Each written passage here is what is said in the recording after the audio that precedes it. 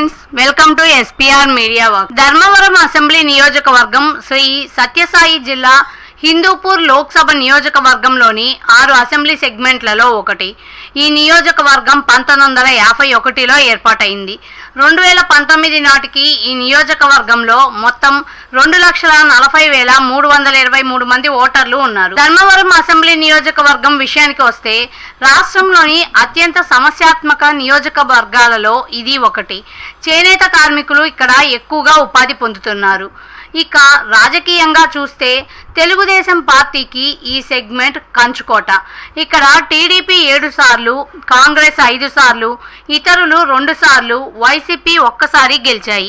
గత అసెంబ్లీ ఎన్నికలలో వైసీపీ అభ్యర్థిగా పోటీ చేసి గెలిచిన కేతిరెడ్డి వెంకటరామిరెడ్డి ప్రస్తుతం ఈ నియోజకవర్గం యొక్క సిట్టింగ్ ఎమ్మెల్యే. ఈ క్రమంలో గత ఎన్నికల ఫలితాలని ఒకసారి విశ్లేషిద్దాం. 2009 ఎన్నికలలో కాంగ్రెస్ అభ్యర్థి కేతిరెడ్డి వెంకటరామిరెడ్డి, ఇండిపెండెంట్ అభ్యర్థి గోనుగుంట్ల సూర్యనారాయణ మరియు పీఆర్పీ అభ్యర్థి జి సదాశివరెడ్డిలపై పోటీ చేసి 19,172 ఓట్ల మెజార్టీతో గెలుపొందారు. 2014 ఎన్నికలలో టీడీపీ అభ్యర్థి గోనుగుంట్ల సూర్యనారాయణ, వైసీపీ అభ్యర్థి కేతిరెడ్డి వెంకటరామిరెడ్డిలపై పోటీ చేసి 14,211 ఓట్ల మెజార్టీతో గెలుపొందారు. 2019 ఎన్నికలలో వైసీపీ అభ్యర్థి కేతిరెడ్డి వెంకటరామిరెడ్డి, టీడీపీ అభ్యర్థి గోనుగుంట్ల సూర్యనారాయణలపై పోటీ చేసి 15,058 ఓట్ల మెజార్టీతో గెలుపొందారు. 2024 ఎన్నికలలో వైసీపీ అభ్యర్థి కేతిరెడ్డి వెంకటరామిరెడ్డి, బీజేపీ అభ్యర్థి వై సత్యకుమార్ మరియు కాంగ్రెస్ అభ్యర్థి రంగన అశ్వత్థనారాయణల మధ్య పోరు జరగనుంది.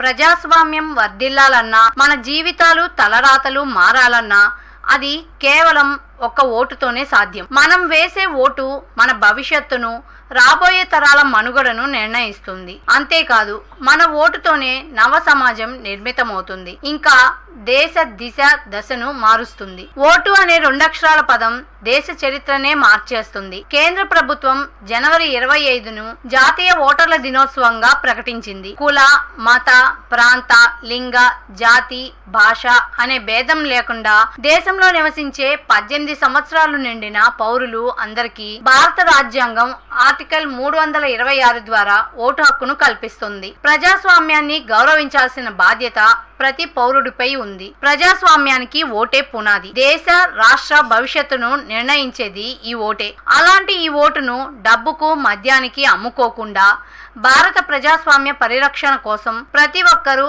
తప్పనిసరిగా తమ ఓటు హక్కు వినియోగించుకోవాలి.